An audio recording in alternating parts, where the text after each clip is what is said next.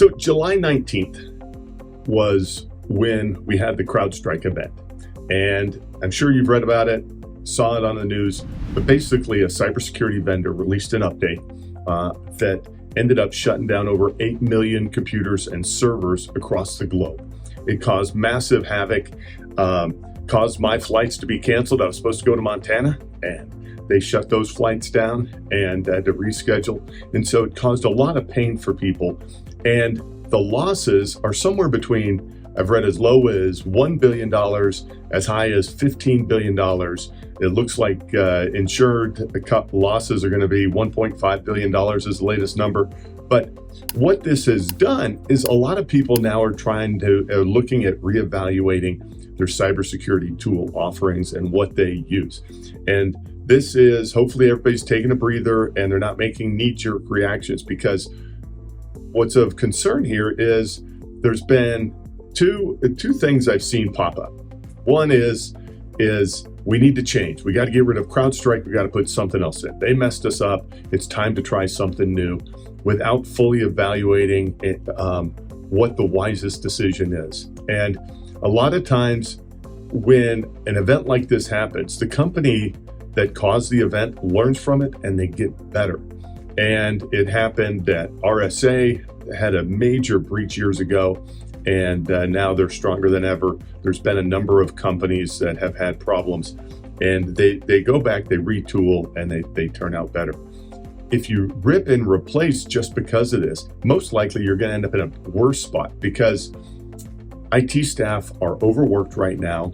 They don't have the time to stay on top of the tools that they have in place. And so for them to go put in a new tool, it has a huge risk of not being configured properly and as solidly as the tool you already have in place. So if you leave CrowdStrike in place, you've already got it configured. It's already where you want it. It's doing what you need it to do. You replace that with something new, and there's a good chance you're going to miss something as you learn the new tool and learn how to manage the new tool, which greatly increases your risk.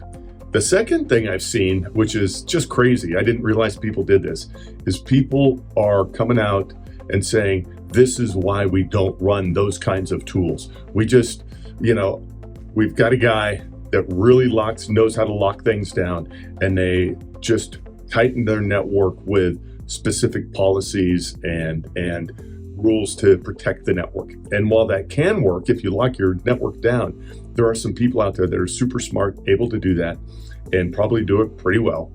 The problem is when that one really smart person leaves, or they go out of business, they decide to shut their doors, is that nobody else has the skills to engineer the network like they did.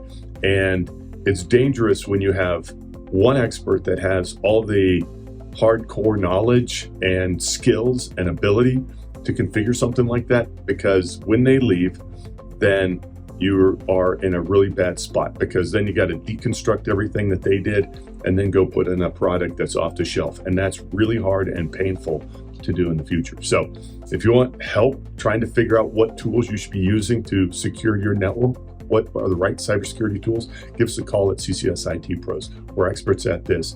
We do it all the time, and it's what we help our clients with. You can find us on the web at www.ccsitpros.com or call us at 719-439-0599. Have a great day.